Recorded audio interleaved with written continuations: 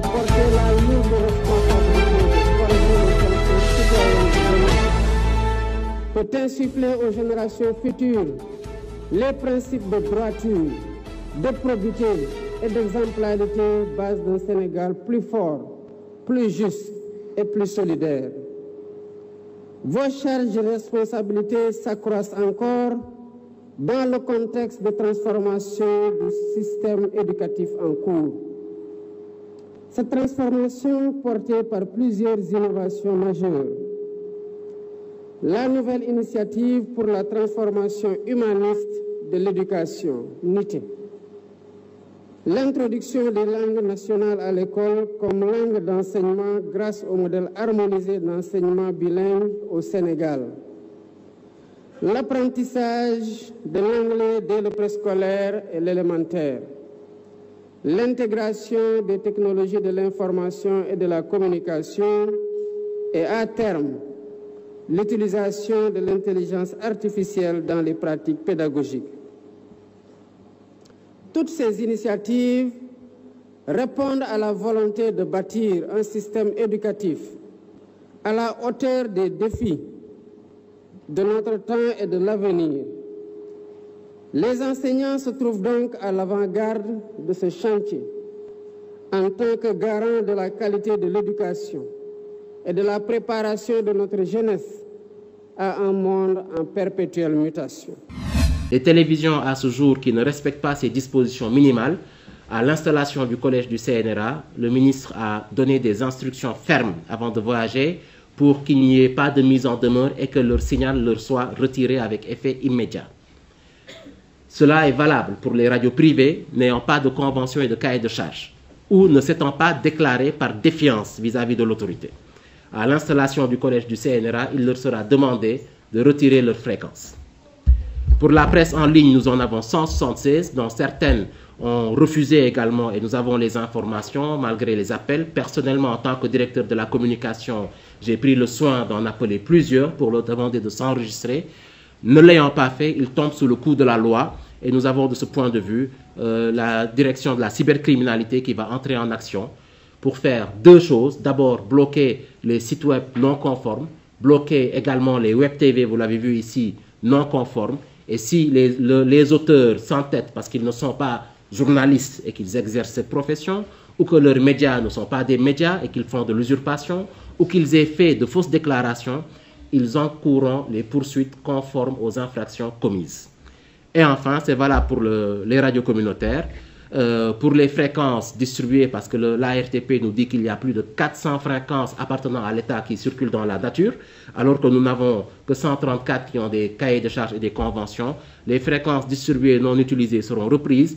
Les fréquences distribuées à des acteurs ne s'étant pas enregistrés seront reprises. Les fréquences distribuées à des acteurs s'étant enregistrés, n'étant pas signataires de conventions et de cahiers de charges et refusant de se régulariser seront également reprises. Donc c'est clair qu'en termes d'endettement, en termes de partenariat, on est obligé de s'ouvrir parce qu'on est toujours complémentaires. Aujourd'hui, c'est important que dans le domaine de la recherche, que des universitaires sénégalais puissent aller aux États-Unis, ailleurs dans le monde, au Japon, en Chine, pour échanger en termes d'expérience. Parce que la science n'a pas de frontières.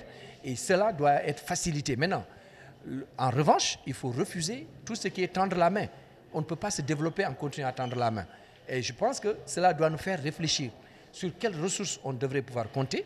Parce qu'on a vu l'étude récente qui a été faite justement par la Fondation Hewlett a montré que pratiquement sur 350 institutions locales, 50% de ces institutions vont, avec l'aide du financement des États-Unis, vont s'arrêter. Donc ça montre que ça va impacter négativement sur beaucoup. Mais cela, à mon avis, pourrait être une nouvelle opportunité pour réfléchir. De quoi a-t-on besoin? Comment accompagner les politiques publiques de développement? Et je pense que quand j'entends les autorités politiques du pays en parler, je suis rassuré plus ou moins en termes de il faut compter sur nous-mêmes. Mais compter sur nous-mêmes ne veut pas dire ne pas s'ouvrir vers l'extérieur. Et je reste convaincu qu'en réfléchissant sur ce dont nous avons besoin, il est possible de définir des politiques publiques qui soient basées sur le financement endogène, mais en étant en partenariat avec les autres, parce que les autres ont besoin de nous, comme nous, on a besoin des autres. Et je le rappelle souvent, c'est la question de la migration aujourd'hui. Vous avez vu combien de personnes ils sont en train de ramener au Sénégal. Dans cette rencontre, il a été surtout question d'interroger la pratique des langues en Afrique. Au Sénégal, le Centre de linguistique appliquée de Dakar a beaucoup contribué à l'enseignement des langues depuis 1960.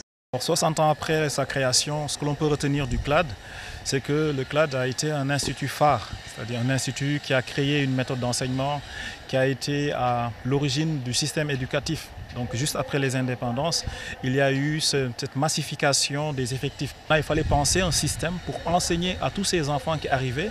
Et le problème principal qu'il y avait dans les années 60, c'était le fait que les enfants qui arrivaient... Ce colloque a été un moment fort pour les acteurs de voir l'évolution du CLAD 64 ans après sa création.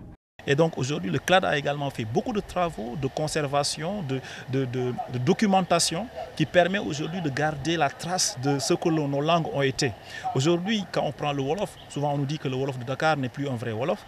Mais la question est, nous au CLAD, on a par exemple des documents qui nous permettent aujourd'hui de montrer par exemple certains lexiques perdus, certains termes qu'on a perdus.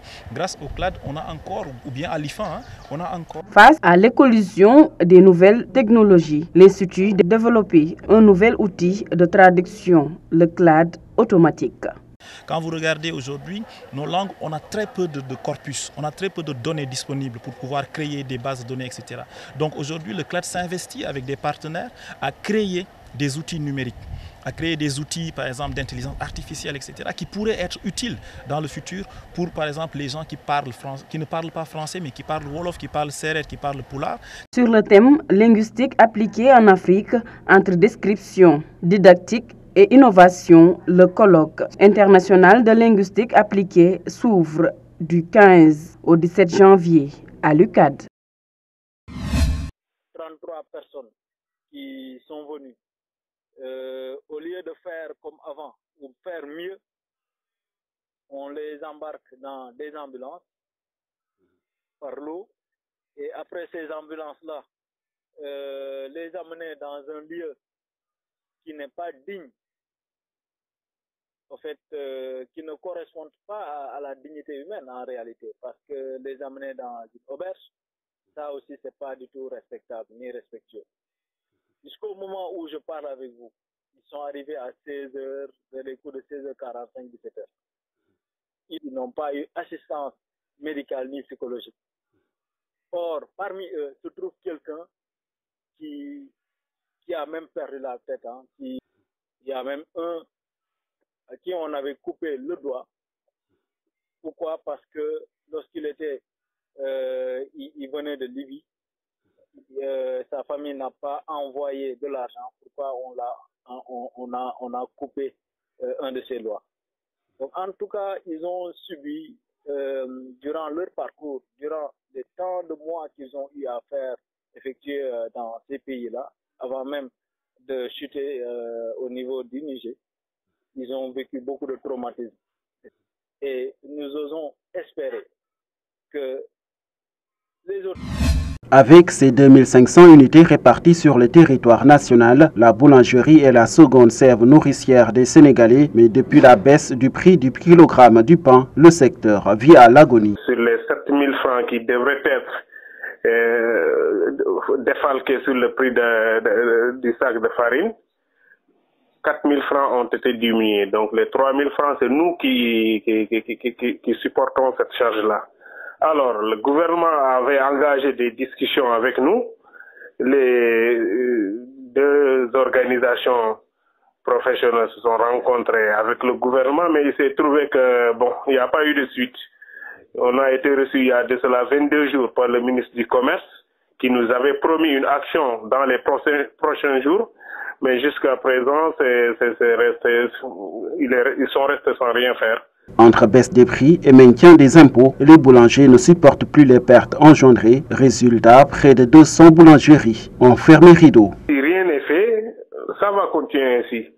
Donc, actuellement, on compte nous adresser directement au ministre, à la primature et à la présidence, parce que vraiment, là, ça n'avance.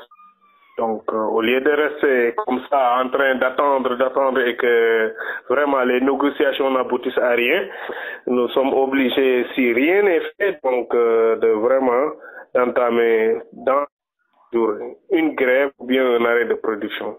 Un arrêt des productions qui aura ses conséquences tant sur la consommation que sur la politique d'emploi. On sait très bien que le secteur de la minuterie, de la boulangerie, tout est lié.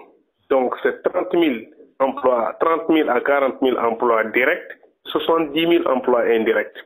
Donc si aujourd'hui, vraiment, un mouvement d'ensemble est engagé, c'est vraiment, imaginez ce que ce sera sur l'impact de l'économie nationale. Donc les minuteries, les boulangeries,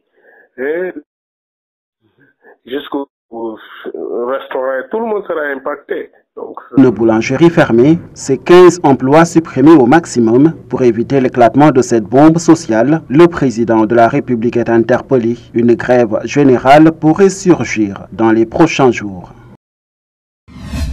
Il y a des multinationales qui sont venues dans notre pays, bafouer les lois et les règlements qui régissent le système du transport au Sénégal.